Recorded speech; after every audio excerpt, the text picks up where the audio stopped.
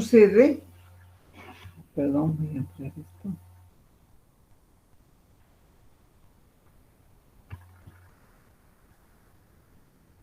¿Qué sucede con la filtración glomerular cuando existen variaciones de la presión hidrostática del capilar glomerular? Hemos indicado que para que se realice la filtración glomerular tiene que haber diferenciación de presiones, ¿verdad? Y para que exista la presión efectiva de filtración, ¿quién es el que comanda? La presión hidrostática. Entonces vamos a ver ahora qué es lo que sucede con estas variaciones. Entonces, cuando hay constricción de la arteriola aferente, la aferente es la que entra, ¿verdad? Es más gruesa en cuanto a luz y en cuanto a calibre. Perdón, en cuanto a calibre y en cuanto a la pared, lo mismo, ¿no es cierto? Luz o calibre y la pared. Es más engrosada. ¿Por qué? Porque le está llegando de la presión arterial sistémica. Entonces hay mayor flujo y mayor presión. Es así que vemos que la eferente tiene menos calibre y menos fibrosado, se podría decir, esta pared. Porque ya saben que la presión depende de la rigidez de las paredes, ¿verdad? Muy bien. Y aquí estamos viendo el aparato juxtaglomerular. Y aquí está la mácula densa, que es el contacto de las células tubulares distales que están acá con la arteriola aferente, o es la eferente. ¿Cuál es? ¿Cuál es, jóvenes? Donde existen células especializadas, hemos indicado, en ambas, ¿no es cierto? Tanto en el túbulo distal con la arteriola aferente, jóvenes. Muy bien, entonces, cuando hay constricción de la arteriola aferente, la aferente es la que entra al glomérulo, ¿qué va a pasar si estamos aumentando más el calibre todavía, más la luz del capilar de la arteriola aferente? Si estamos dilatando más esto, entonces hay mayor flujo sanguíneo. Y si hay mayor flujo sanguíneo, ¿qué va a pasar? ¿Qué va a pasar si hay mayor flujo sanguíneo a nivel de la arteriola aferente? En este caso estamos hablando de acá. Vasodilatación de la arteriola aferente. Si hay mayor vasodilatación de la arteriola aferente, ¿qué es lo que sucede, jóvenes? Hay mayor flujo sanguíneo. Y si hay mayor flujo sanguíneo, hay aumento de la presión intraglomerular. Y si hay aumento de la presión intraglomerular, va a haber aumento del índice de filtrado glomerular. Por un lado. Por otro lado, ¿qué va a pasar si se cierra más todavía, más de lo que tiene el calibre de la arteriola eferente, que de por sí es menor que la aferente? Si cerramos más, si hay vasoconstricción, ¿cuándo puede haber vasoconstricción? Cuando se utilizan sustancias o drogas vasoconstrictoras, ¿no es cierto? Verbigracia, la adrenalina, la noradrenalina. Entonces, si utilizamos ese tipo de medicación, va a actuar a nivel del eferente, va a producir vasoconstricción. Si nosotros estamos cerrando la luz, ¿qué estamos determinando a nivel del capilar glomerular? Jóvenes, estamos analizando esta. Ahorita vamos a pasar acá, saltamos, pero vamos a volver. Estamos analizando esta, la constricción o vasoconstricción de la arteriola eferente, de la que sale. Si disminuimos el calibre, estamos aumentando también la presión intraglomerular. Por lo tanto, aumenta de la misma manera el índice de filtrado glomerular. ¿Qué sucede con la constricción de la arteriola aferente? Si cerramos la arteriola aferente, si cerramos la arteriola aferente, estamos bien. ¿Qué va a existir? Menor flujo sanguíneo. Y al existir menor flujo sanguíneo, va a disminuir la presión intraglomerular. Si disminuye la presión intraglomerular, va a disminuir el índice de filtrado glomerular. De la misma manera, si nosotros analizamos la vasodilatación de la arteriola eferente, de la que está saliendo, va a disminuir la presión intraglomerular, porque esta la vamos a abrir más, disminuye la intraglomerular y por lo tanto va a disminuir el índice de filtración glomerular. Verbigracia, ¿en qué situaciones? Por ejemplo, en la diabetes. En la diabetes habitualmente hay vasoconstricción de la arteriola eferente y por eso se utilizan los IECA. Y los IECA van a actuar a este nivel de la arteriola eferente. ¿Con qué finalidad? Con la finalidad de producir mayor vasodilatación. Y si producimos mayor vasodilatación, ¿qué vamos a determinar? La disminución de la presión intraglmedular. Por lo tanto, vamos a disminuir esa hiperfiltración que se presenta patológicamente en la diabetes. ¿No? Muy bien. Vamos a hablar ahora del mecanismo de transporte tubular. La membrana celular tubular está compuesta por una capa bilipídica. Esta es la membrana celular. Entonces tiene una capa, ¿no es cierto?, bilipídica o bicapa lipídica, que es lo mismo. Este es la membrana o el borde luminal, perdón, este es el borde o membrana luminal. Esto es toda la célula y tiene otro borde que es el paracelular, que está en relación con el intersticio y con los capilares peritubulares. Ahora bien, es importante señalar que a nivel de esta membrana tubular existen proteínas transportadoras para todas las sustancias. Entonces, estas proteínas transportadoras van a englobar prácticamente a todas las moléculas que van a atravesar la membrana celular. Las engloban, ¿no es cierto?, por un mecanismo de endocitosis. ¿Qué quiere decir? Que van a meter dentro de la célula, ¿no es cierto?, la van a englobar y luego la van a eliminar. Entonces, los pasos son endocitosis, transitosis, es decir, están transitando a través de la célula tubular, y exocitosis, la están prácticamente eliminando al intersticio y al capilar peritubular. Indicar también que entre célula y célula tubular existen unas uniones que hemos indicado en anatomía. Estas uniones son muy importantes, sobre todo a nivel del asa de Henle gruesa ascendente. Vamos a ver ya enseguida. Esta es la luz capilar, estos son los espacios y los capilares peritubulares. Bien, entonces, repitiendo acá los tres mecanismos, ¿verdad? Endocitosis, transitosis y exocitosis. ¿Cuáles son los mecanismos de transporte tubular? Tenemos la difusión simple, que es impulsada por un gradiente de concentración. La difusión simple también se la denomina difusión facilitada, simple o facilitada, porque se debe a que al gradiente de concentración. Verbigracia, el potasio, que es intracelular, va al extracelular por mayor concentración. ¿Qué es el contratransporte? Es cuando dos sustancias se movilizan a través de la membrana celular del túbulo, ¿no es cierto?, en diferentes sentidos. Verbigracia, el transporte de la glucosa por un transportador que es el SGLT2.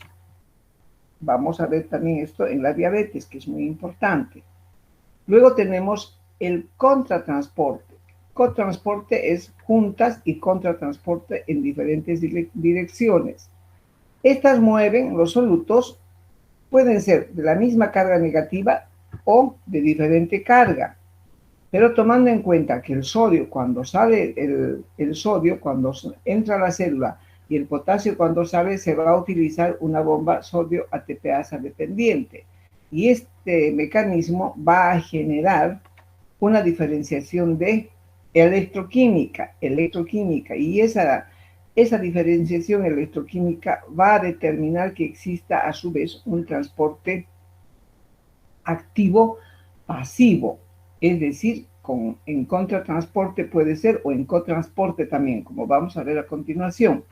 Y los transportadores activos primarios, que son precisamente los de la bomba sodio-potasio ATPasa, con un gasto de energía bastante alto. No se olviden entonces, difusión simple por diferencia de concentración, cotransporte en el mismo sentido, contratransporte diferente sentido y transportadores activos con la bomba de sodio ATPasa. Muy bien. Luego tenemos acá otro ejemplo para hablar del transporte pasivo y del transporte activo. El transporte pasivo tenemos por difusión simple Luego tenemos mediado por canales, es decir, que entre célula y célula existen los canales, por los cuales van a atravesar algunas sustancias. Y en otros sectores existen estas uniones entre célula y célula que van a determinar prácticamente o van a impedir el pasaje de ciertas sustancias a la célula, porque célula y célula tienen sus paredes, ¿verdad? Entonces, para que las moléculas pasen directamente. Luego tenemos mediada por transportadores, acá. Y luego tenemos la activa, que es a través de un gasto de energía como la ATPasa. No solamente existe ATPasa sobre potasio dependiente, existe también ATP hidrógeno dependiente y ATP para el calcio, fundamentalmente. Muy bien, y aquí vamos a ver someramente ya el mecanismo en los diferentes segmentos. En el proximal, ¿qué sucede? En el proximal se reabsorbe en general 65% del sodio y del agua.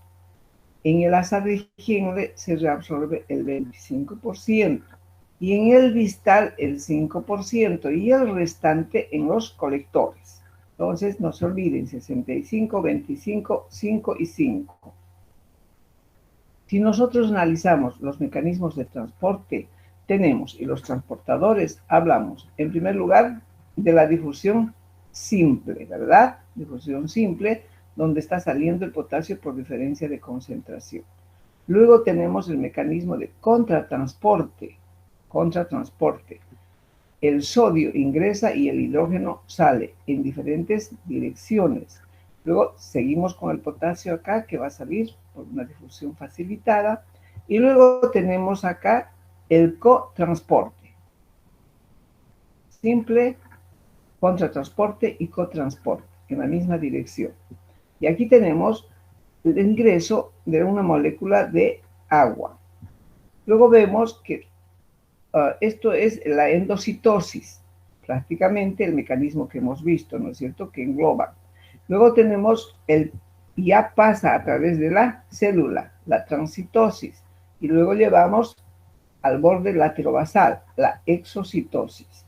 Y ahí tenemos los mecanismos igual, ¿no es cierto?, del sodio y del bicarbonato, en este caso, por un transportador.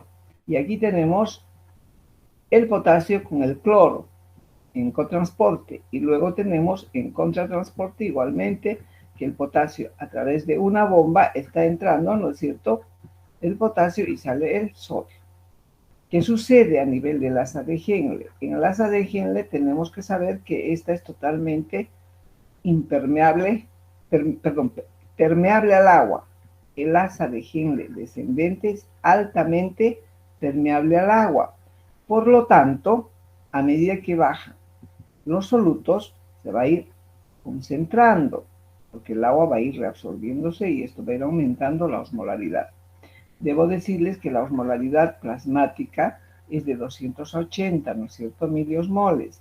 Es así como llega al túbulo inicial proximal, pero a medida que va bajando, estos 280 va aumentando, de tal manera que ese aumento en la concentración de solutos llega más o menos a la horquilla del asa de Henle a 1200 miliosmoles. Y a medida que va subiendo por el asa de Henle ascendente, ocurre lo contrario. Aquí se vuelve impermeable, de tal manera que este segmento, ¿no es cierto?, es altamente diluyente. Se va diluyendo y aquí llega muy diluido ya en su concentración. Si aquí tenía 1200, aquí llega más o menos a 75, de tal manera que a este nivel ya va a salir con una osmolaridad de 50, entre 40 y 50. Bien, entonces, en la rama descendente del asa de Henle ocurre el transporte de sodio, potasio y 2 moléculas de cloro. Es precisamente acá, en este movimiento, un sodio, un potasio y 2 cloros que va a dejar una carga negativa. Entonces, ¿qué es lo que sucede? Hay una diferencia electroquímica y esa diferenciación electroquímica va a influir en un transporte activo a nivel del transporte de estas células. Aquí tenemos, por ejemplo, la salida del cloro y va a salir acá a través de una bomba activa facilitada, ¿por qué? Por esa diferencia electroquímica que ha dejado el sodio. Luego tenemos acá nuevamente la bomba que determina el ingreso de potasio y de sodio. Y aquí ya está ingresando el calcio a nivel del asa de Henle. Luego tenemos acá en el túbulo distal. El túbulo distal se caracteriza y es muy importante porque a este nivel se lleva sobre todo el metabolismo fosfocálcico. Tiene un control muy importante del manejo del calcio y del fósforo a través de la hormona paratiroidea. Igualmente, acá se reabsorbe, ¿no es cierto? Primero, de la luz tubular está entrando a la célula el sodio con el cloro. Y hay este movimiento nuevamente hacia la sangre para volver a la circulación, ¿no es cierto? A través de la vasolateral va al intersticio y del intersticio entra a la luz del peritúbulo. No se olviden ustedes que los riñones, ¿no es cierto?, al manejar esa gran cantidad de líquido y gran cantidad de electrolitos, va a retener todo lo que necesita nuestro organismo y elimina todo lo que no sirve. Entonces hay que tener en cuenta todo aquello. Por eso se realiza este mecanismo tan alto de transporte y de manejo a nivel de todo el sistema tubular. Ahora bien, acá ya a nivel del colector, es muy importante tomar en cuenta el manejo siempre y la dilución de la orina, ¿no es cierto? De todo lo que ya se va filtrando, que a este nivel ya se va convirtiendo prácticamente en orina. Ya estamos bajando a la parte terminal del colector, ¿no es cierto? Igualmente existe el manejo y el intercambio con potasio. Aquí sale el potasio por difusión facilitada, ¿no es cierto? O pasiva.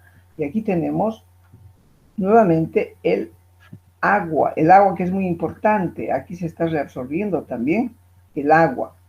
Y aquí, obviamente, en todo el ascendente se reabsorbe el agua, ¿no es cierto? ¿Sí o no? No, aquí es donde se reabsorbe. Aquí, en el descendente. En el ascendente no se reabsorbe, jóvenes. Y aquí, nuevamente, en el colector se reabsorbe, que hemos dicho, un 5%, ¿verdad? De la misma manera, está entrando nuevamente el calcio y aquí está transportándose ya el agua, ¿verdad? Y en el lumen ya colector terminal, ¿qué va a suceder? Aquí a este nivel va a actuar la hormona antidiurética. Es muy importante, por eso existe un manejo del agua importante también a este nivel aún. Y la actuación de quién? Ya la participación de la hormona antidiurética. Y aquí actúa a este nivel, sobre todo, actúa ¿qué hormona? La aldosterona, que va a determinar la mayor reabsorción de sodio y la secreción de potasio. Y de esa manera entonces se lleva a cabo todo el manejo del transporte tubular, que vamos a ver con un poquito más de detalle en las siguientes imágenes. Habíamos comentado algo acerca de las uniones intercelulares. Es muy importante tomar en cuenta la unión intercelular solamente a nivel, fundamentalmente, ¿no? A nivel de la rama gruesa ascendente. ¿Por qué? Porque solamente a este nivel, jóvenes, existen las llamadas integrales o integrinas. ¿Por qué? Porque mantienen la polaridad de la membrana, evitando de esta manera el movimiento paracelular, es decir, que ingresen hacia la célula. ¿De quiénes? De los solutos y del agua, fundamentalmente. Por ejemplo, si esto sucede en casos de algunas tubulopatías, hay mutaciones en las uniones precisamente acá. Entonces se alteran las integrinas o integrales. Y esto va a determinar que exista una pérdida de magnesio. Por lo tanto, se va a producir la hipomagnesemia. Esto es en un tipo de tubulopatías. Esto solo ocurre en la rama gruesa ascendente de las abejenas. ¿Cómo se controla la reabsorción del sodio? Se involucra fundamentalmente la translocación desde la luz del túbulo hacia el líquido intracelular, por un lado. Y por otro lado, esto es acá, por si un caso, ¿no es cierto? Por otro lado, el paso desde el intracelular hacia el compartimiento plasmático peritubular. Es decir, está saliendo de la luz tubular una vez que se filtra, ¿no es cierto? Entonces hay translocación de la luz del túbulo hacia la célula, por un lado y por otro lado. De la luz de la célula, ¿no es cierto?, sale al compartimiento plasmático peritubular. El movimiento de un ion obedece, primero, a su potencial químico o de concentración. ¿Y qué es el potencial químico o de concentración? Es la fuerza que provoca el movimiento de un soluto de un compartimiento mayor de concentración a otro de menor concentración. Dígase la concentración del potasio. Y el movimiento, ¿no es cierto?, de un ion que obedece a su potencial electroquímico. ¿Y qué es el potencial electroquímico? Es la fuerza que promueve el movimiento de un ion debido a la diferenciación entre la carga eléctrica del ion y la carga eléctrica neta de los compartimientos involucrados. Así, por ejemplo, ¿no es cierto?, el sodio se mueve espontáneamente. Hemos indicado que el sodio se mueve espontáneamente sin requerimiento energético. Acá, sin requerimiento energético. Acá. Entonces, ¿qué sucede? Deja una carga negativa al salir de la célula. Eso es un movimiento y una fuerza de potencial electroquímico. La diferenciación de la carga que deja al mover el sodio fundamentalmente. Como por ejemplo, en otro sector que vamos a ver, se mueven tres sodios por un cloro. ¿Qué es lo que pasa entonces en esa situación? Deja una carga electroquímica que está acá. Salen tres sodios y entra un cloro. Entonces deja una carga negativa que aproximadamente es de 70 a 75. Esa carga eléctrica negativa va a determinar a su vez el movimiento de otros solutos de la célula hacia el lumen tubular, como vamos a analizar más adelante. Y dos, en la membrana laterobasal,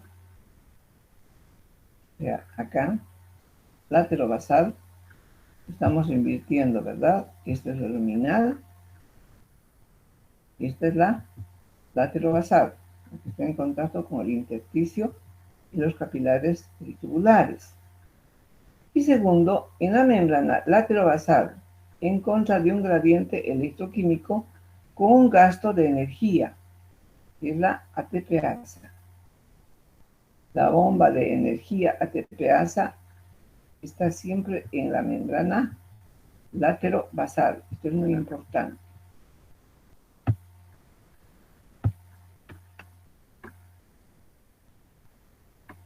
Luego tenemos la presión efectiva de reabsorción.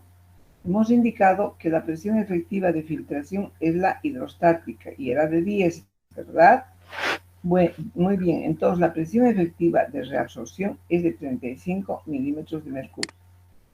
Y esta presión efectiva de reabsorción a nivel de los capilares peritubulares depende de la presión oncótica en los capilares peritubulares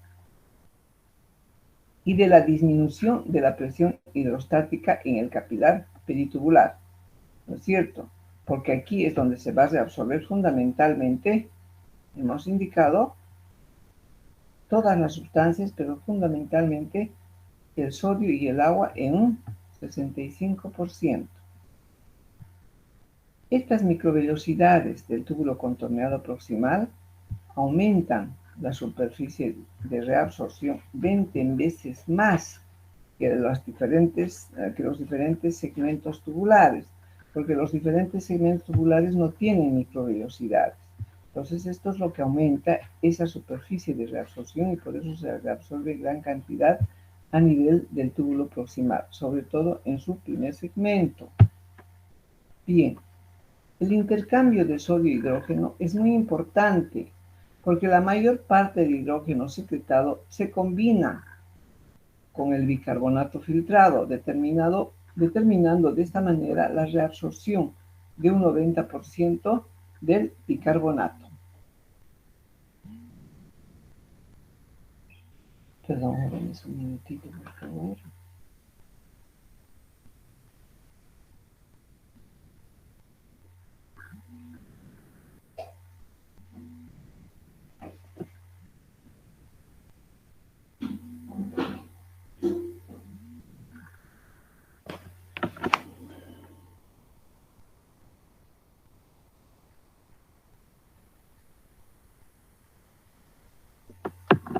Bien. El transporte de agua en el túbulo proximal es a través de los canales de transmembrana, ¿no es cierto?, a nivel de la transmembrana, y que ocupan unas moléculas que se llaman acuaporinas, que van a determinar la permeabilidad de las membranas a nivel apical y a nivel vasolateral, aumentando la reabsorción de agua. Entonces, en los canales transmembranas existen las acuaporinas, que van a dar la permeabilidad a la membrana apical y vasolateral. Y de esta manera va a aumentar la reabsorción de agua. Y también por las uniones entre las células. El agua es bastante difusible por un mecanismo osmótico. Esto es muy importante. Ahora, existen hipótesis que están relacionadas a la reabsorción de bicarbonato por secreción de ion hidrógeno y por resorción.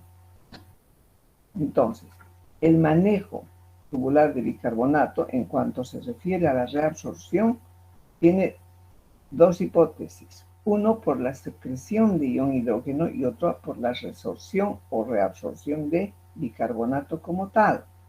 Entonces, se filtra en la luz tubular, ¿no es cierto? En realidad, esto es más de tipo ilustrativo lo que se pone orina.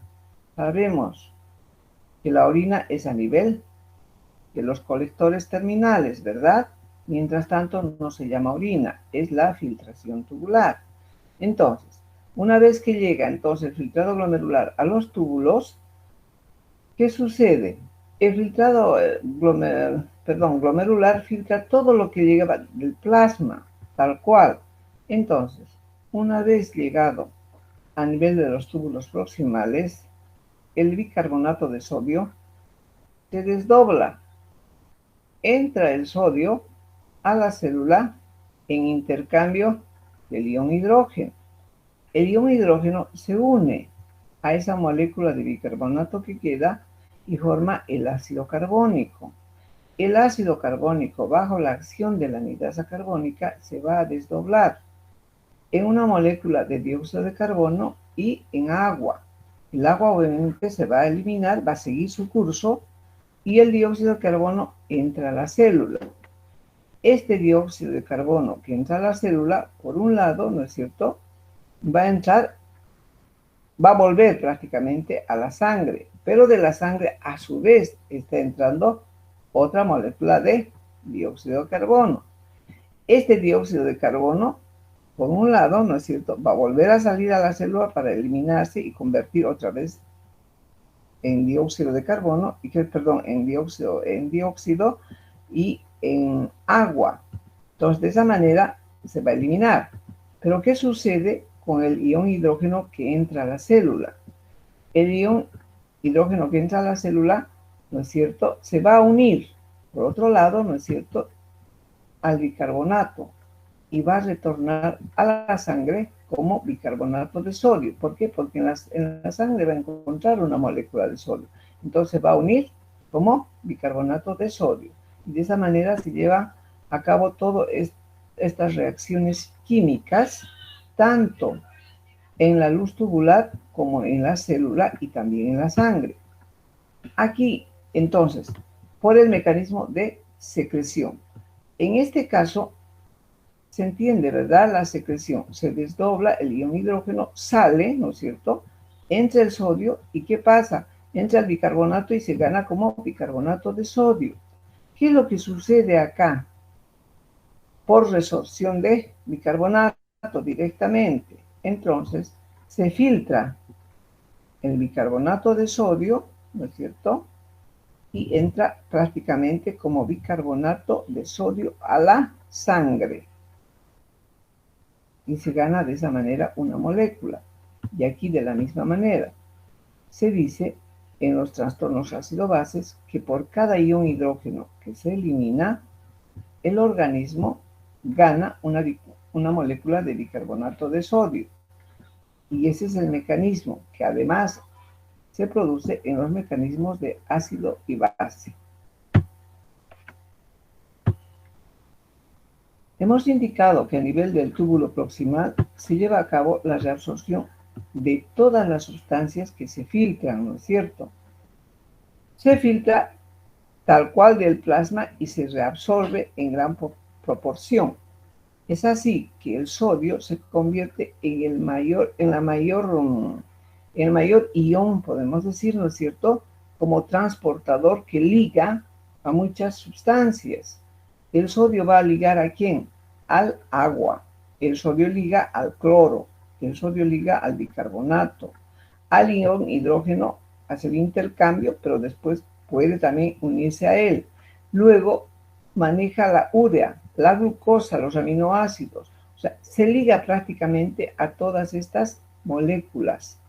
De tal manera que si se presentara un trastorno a nivel del túbulo proximal, ¿no es cierto?, en una tubulopatía, se presentaría todo este tipo de alteraciones, es decir, existiría déficit en la reabsorción de estas sustancias, por lo tanto, todas van a salir y se van a encontrar en la orina.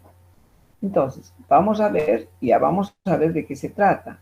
Entonces, a este nivel del proximal se están reabsorbiendo todas estas sustancias, en su mayoría. Luego tenemos que baja el agua, ¿no es cierto? Acá baja el agua y bajan las sustancias. Sobre todo, estamos hablando de los electrolitos, no de la glucosa, no de la urea, ¿no es cierto? No de aminoácidos, porque estas se reabsorben en su totalidad. Y de esta manera entonces va a seguir todo el transporte. Aquí hemos dicho que es de concentración, ¿no es cierto? Porque es altamente permeable al agua. Aquí es de dilución, altamente impermeable al agua. Permeable, impermeable. Bien. Y acá en el túbulo distal, donde ya empiezan los mecanismos ácido-base, donde actúa la aldosterona, y aquí donde existe ya el mecanismo de manejo fundamentalmente del agua, porque va a existir la acción de la hormona antidiurética. Entonces, si existe una lesión en el túbulo proximal, esta se llama síndrome de Fanconi, que es una tubulopatía del proximal y se presenta generalmente en el mieloma. Es una enfermedad metabólica de paraproteínas, livianas. Entonces, ¿qué vamos a encontrar en la orina en el síndrome de Fanconi? Bicarbonaturia, glucosuria, en ser diabético, ¿es cierto? ¿Por qué? Porque hay una alteración a nivel del túbulo proximal. Aminoaciduria, fosfaturia, acidosis metabólica hiperclorémica, que vamos a analizar esto en los trastornos ácido-base. Ahora bien, el túbulo proximal, como hemos indicado, gasta bastante energía. Por eso, cuando existe una hipoperfusión renal, en este segmento va a sufrir más este segmento. ¿Por qué? Porque precisamente se gasta bastante energía. Y es aquí donde se produce la necrosis tubular aguda, que es la insuficiencia renal instaurada, ¿no es cierto? Puede haber también insuficiencia renal por una necrosis cortical, pero generalmente se lleva a cabo en el túbulo proximal. ¿Por qué? Porque recibe mayor cantidad de flujo sanguíneo. Es muy importante y porque gasta mucha energía. Además, bien, esto se ve sobre todo en las gastroenterocolitis o en cirugías, ¿no es cierto? Donde se pierde gran cantidad de sangre, hay hemorragias profusas que inicialmente van a dar una prerrenal. Y si esta prerrenal no se trata adecuada y oportunamente, entonces va a pasar a ser una necrosis tubular aguda. Es ahí donde vamos a ver este tipo de alteraciones en el riñón. Cuando existe, obviamente, cuando existe depresión de volumen, como por ejemplo en una gastroenterocolitis, el sistema renina-angiotensina y el sistema nervioso simpático se van a activar como mecanismos de compensación. La angiotensina 2 y la noradrenalina aumentan la reabsorción proximal de sodio. Siempre estamos hablando como mecanismos de compensación. Aumenta la actividad del intercambiador sodio-hidrógeno, limitando la pérdida urinaria de sodio, que exacerbaría obviamente el déficit de volumen. Ahora bien, ¿qué ocurre con la reabsorción proximal de urea en este contexto? La reabsorción de urea se realiza en forma pasiva y aumenta porque está concentrado en la luz tubular. Por lo tanto, va a aumentar su reabsorción. ¿Qué quiere decir? En otras palabras, que a mayor flujo urinario, menor reabsorción de sodio. A menor flujo urinario, mayor reabsorción de sodio. Es inversamente proporcional, ¿verdad? Entonces, eso es lo que estamos hablando acá. Entonces, aumentaría la concentración del nitrógeno ureico en sangre por pérdida de volumen y disminuiría, ¿qué cosa? La presión renal. Por lo tanto, se va a producir la ira prerrenal. Más que un daño intrínseco, es a nivel prerrenal, que es netamente hemodinámico. Bien, el transporte en la rama gruesa ascendente es diferente de lo que ocurre en el túbulo proximal, porque la reabsorción de sodio no está unida a solutos orgánicos. Hay reabsorción de sodio sin agua y reduce progresivamente la concentración de sodio. El líquido tubular a un mínimo va a bajar de 50 a 75 miliequivalentes frente a 100 miliequivalentes que llega al túbulo proximal, ¿verdad? Entonces, el transporte en la rama gruesa ascendente se va a realizar por un transportador que facilita su reabsorción de un sodio, un potasio y dos cloros, que va a ser inhibida por los diuréticos de asa fundamentalmente. Aquí va a actuar la furosemida como antiportador, es decir, contratransporte. El contratransporte también recibe este nombre de antiportador, es decir, en intercambio de sodio e hidrógeno. En la rama gruesa ascendente es donde va a actuar la furosemida. En cambio, acá es donde actúa la rama gruesa ascendente, la furosemida. En cambio, a nivel distal es donde van a actuar las tiazidas. Aquí va a existir, ¿no es cierto? Además, cierta retención ¿de qué? De potasio. Aquí va a haber gran depresión ¿de qué? De sodio y agua. Bien. Doctora, En el disculpe, túbulo ¿podemos quedar ahí? distal. Doctora, disculpe, ¿podemos quedar ahí? Tenemos clases a las 5. Bueno, van a disculpar por el link, no sé qué es lo que ha pasado, pero yo he creado la clase y no sé por qué ha pasado, ha habido una alteración. Y la verdad que hoy día no entré al WhatsApp, así que no me fijé en su mensaje de la compañera que mandó a las 5 menos, a las 4 menos cuarto, creo que es, por favor, bueno. Y cualquier cosa, si es que no va el link, le rogaría a su compañera que es la encargada que me escriba, y si no le contesto inmediatamente, que me llame, por favor, también por WhatsApp, no hay problema, bueno. Muchas gracias, que les vaya bien, jóvenes.